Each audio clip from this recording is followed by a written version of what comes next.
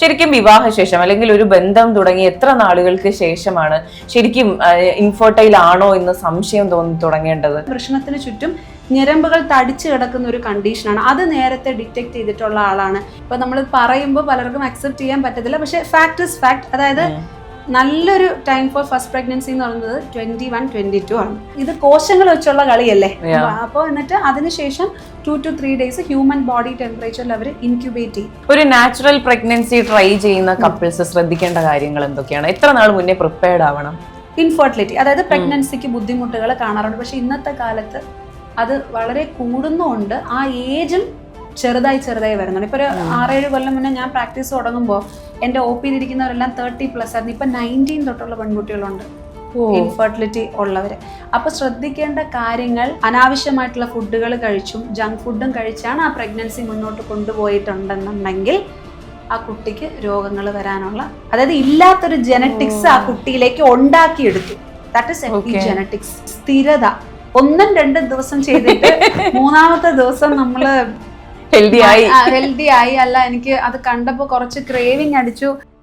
അബാക് മീഡിയയിൽ ഇന്ന് നമ്മോടൊപ്പം ഉള്ളത് ഗൈനക്കോളജിസ്റ്റും IVF സ്പെഷ്യലിസ്റ്റുമായ ഡോക്ടർ തസ്നീം ഷിഹാബുദ്ദീൻ ആണ്. നമസ്കാരം. നമസ്കാരം.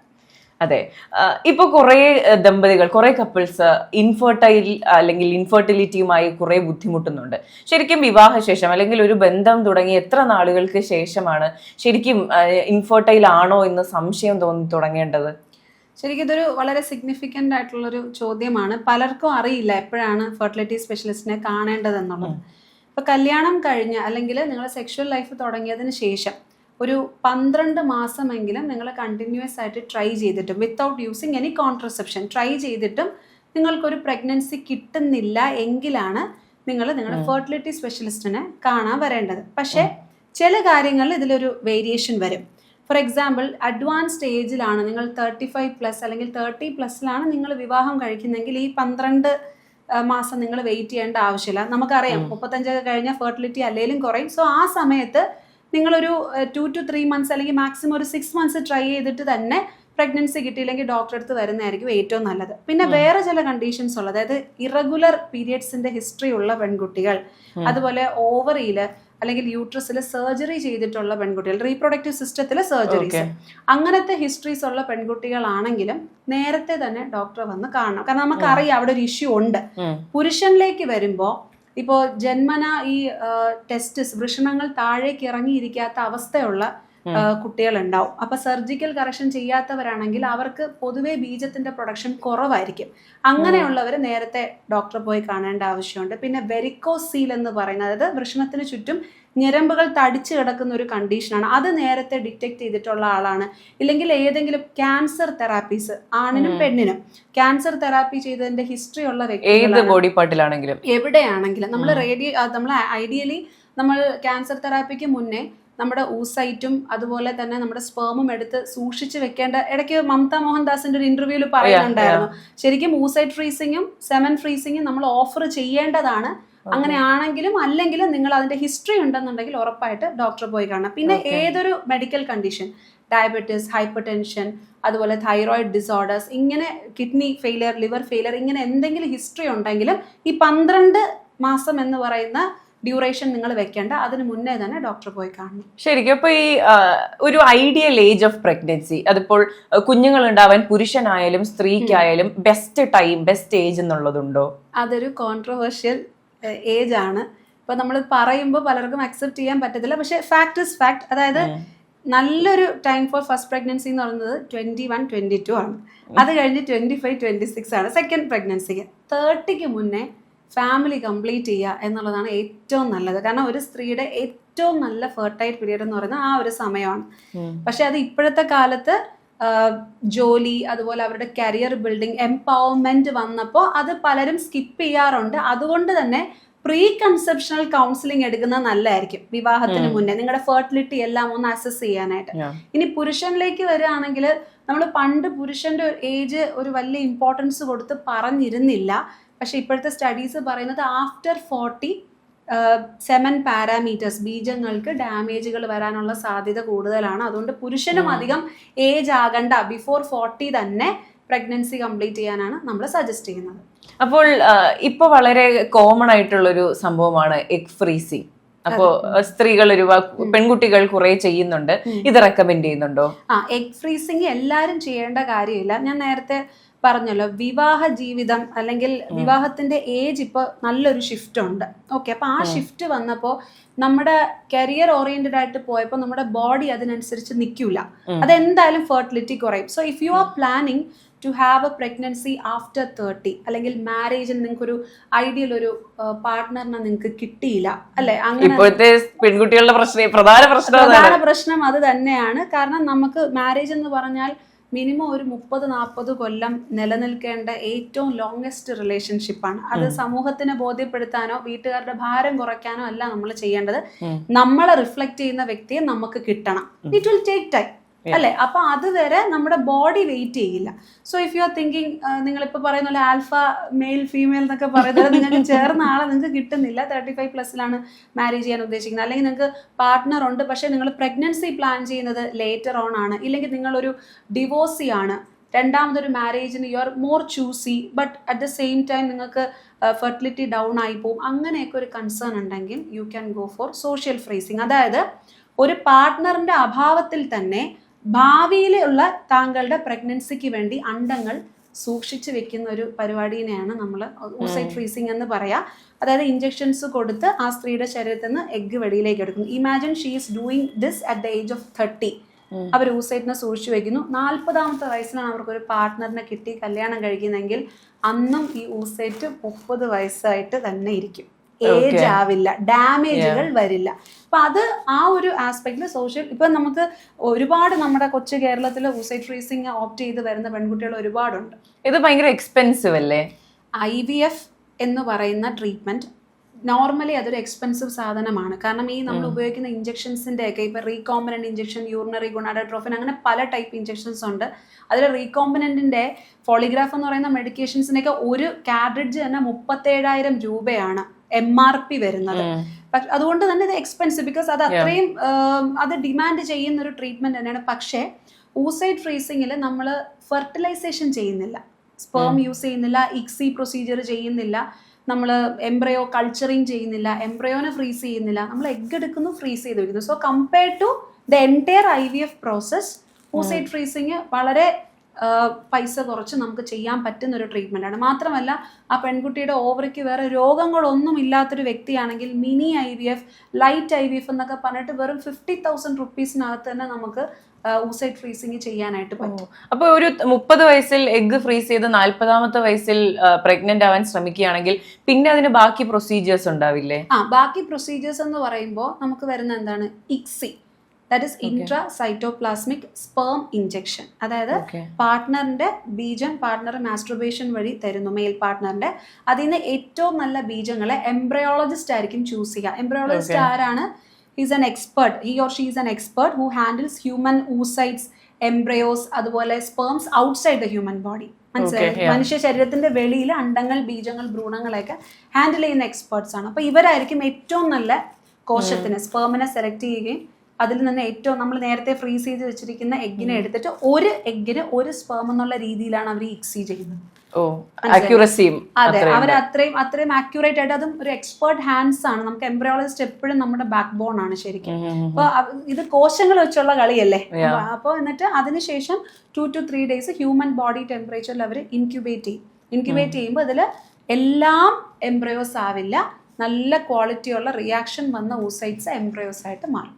അതിനുശേഷം ഒരു 2 to 3 days കഴിഞ്ഞ് നമ്മൾ ചേംബർ തുറന്ന് നോക്കുമ്പോൾ നമുക്ക് കാണാം ഇത്ര എംബ്രയോസ് ഉണ്ട്. ഇവരെയാണ് നമ്മൾ ഫ്രീസ് ചെയ്ത് വെക്കുന്നത്. അന്നേരമാണ് ICSIയുടെയും ഫ്രീസിങ്ങിന്റെയും ഒരു ചാർജ് വരുന്നത്. പിന്നെ ഈ ഭ്രൂണത്തിന്റെ ഉള്ളിലേക്ക് വെക്കുന്നത് ഫ്രോസൺ എംബ്രയോ ട്രാൻസ്ഫർ എന്ന് പറയുന്ന ഒരു പ്രൊസീജിയർ വഴിയാണ്. അതിന്റെ യൂട്രസ് പ്രിപ്പറേഷൻ ഉണ്ടാവും, അതുപോലെ ഇതിന്റെ ട്രാൻസ്ഫർ പ്രോസസ്സ്. അതിന് പിന്നെയാണ്, വർഷങ്ങൾക്ക് ശേഷമാണ് ആ ചെലവ് വരുന്നത്. അത് നിങ്ങൾ ആദ്യമേ ഉപയോഗിക്കേണ്ട ആവശ്യം വരുന്നില്ല. ഓക്കെ, ഒരു നാച്ചുറൽ പ്രഗ്നൻസി ട്രൈ ചെയ്യുന്ന കപ്പിൾസ് ശ്രദ്ധിക്കേണ്ട കാര്യങ്ങൾ എന്തൊക്കെയാണ്? എത്ര നാൾ മുന്നേ പ്രിപ്പയർഡ് ആവണം?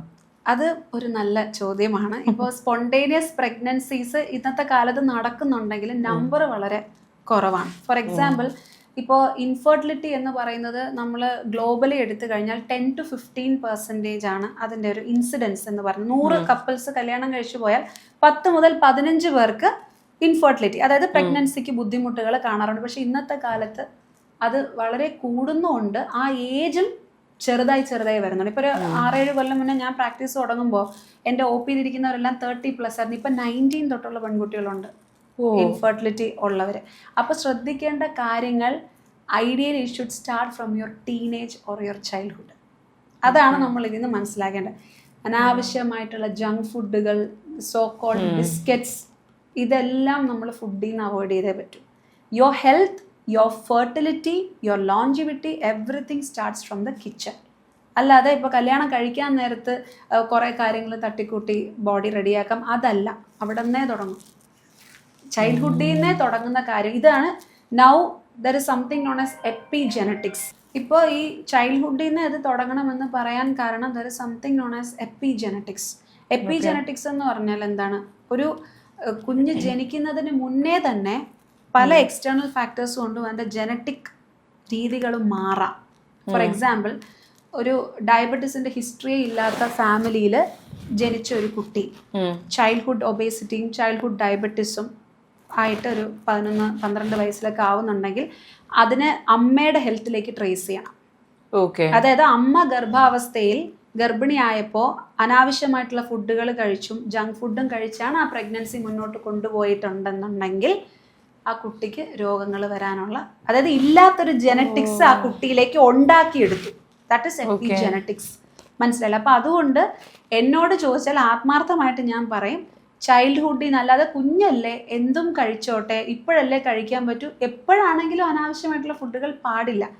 അത് നമ്മൾ ഒരു കുഞ്ഞ് തളിര് വന്ന് നല്ല തളിരാണെങ്കിൽ അത് മരമായിട്ട് മാറുള്ളൂ. അപ്പോൾ അനാവശ്യമായിട്ടുള്ള രോഗങ്ങൾ അതിൽ നമ്മളായിട്ട് ഇൻകൾക്കേറ്റ് ചെയ്ത് കൊടുക്കരുത്.